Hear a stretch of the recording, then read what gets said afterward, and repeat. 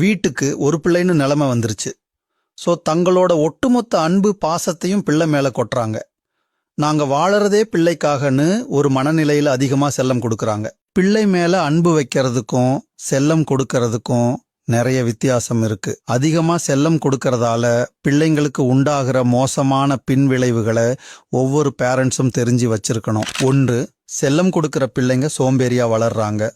நடக்க முடியும்னாலும் தூக்கச் சொல்வாங்க, சாப்பிட தெரியும்னாலும் ஊட்டி விடச் சொல்லுவாங்க, ஷூ கழட்டுறதுக்கும் ஆள் தேடுவாங்க.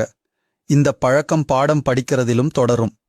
ஸோ கஷ்டப்பட்டு வெற்றி அடையிற மனப்பான்மையை இந்த குழந்தைங்க இழந்துடுறாங்க.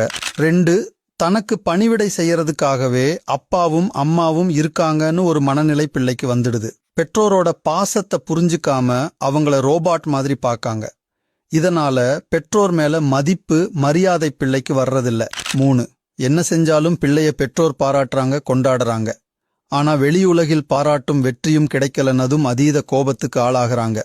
மத்தவங்க கூட விளையாடுறதையும் காம்படிஷன்ல பங்கேற்கிறதையும் தவிர்த்துடுறாங்க.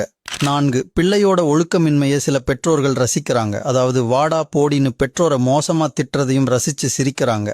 இது சமூகத்தில் மோசமான பின்விளைவுகளை உண்டாக்கிடும். 5, கேட்டதையெல்லாம் வாங்கி கொடுத்துடுறதால பெற்றோரோட கஷ்டம் சிரமங்களை பிள்ளைங்க ஒருபோதும் புரிஞ்சுக்கவே மாட்டாங்க. ஸோ பெற்றோர் உயிரோடு இருக்கிற போதே வீட்டை எனக்கு எழுதி கொடுன்னு சண்டை போடுறாங்க, சிலர் கொலையும் செய்கிறாங்க. 6, பெற்றோரால வீட்டில் மட்டுமே பாதுகாப்பு கொடுக்க முடியும். ஸ்கூல்ல சமூகத்தில் பிறர் கூட காம்படிஷன் போடணும், சேலஞ்சஸ் எதிர்கொள்ளணும். ஆனா செல்லமா வளர்ற குழந்தைங்களால சமூகத்தை எதிர்த்து நிற்க முடியறதில்ல. தன்னோட தோல்விக்கு பெற்றோரையே காரணம் காட்டுவாங்க. 7, செல்லம் கொடுக்கறது ஒரு வகையில பிள்ளைய பொம்மையா மாத்திடுது. வெளியே போயிருக்கிற அம்மா திரும்பி வந்து உணவு கொடுத்தா மட்டுமே சாப்பிடுவாங்க. தாங்களாவே பிரெட் எடுத்து சாப்பிடவும் தெரியாது. இத பெற்றோர்கள் பெருமையா பேசுறதால பிள்ளைங்க நல்ல அடிமைங்களாவே வளர்றாங்க. 8, செல்லம் கொடுத்து வளர்க்குற பிள்ளைக்கு திருமண வாழ்க்கை திருப்திகரமா அமையறதில்ல. விட்டு கொடுத்து வாழ தெரியாததால இணைய திருப்திப்படுத்த முடியாம போகுது. ஸோ சமைக்கிறது, துவைக்கிறது, வீட்டை பராமரிக்கிறது மாதிரி வேலைகளை ஆண் பெண் வித்தியாசம் இல்லாம பிள்ளைங்களை பழக்கப்படுத்தணும். கொடுத்தா மட்டுமே அன்பு திரும்ப கிடைக்கும் என்ற உண்மையை புரிய வைக்கணும்.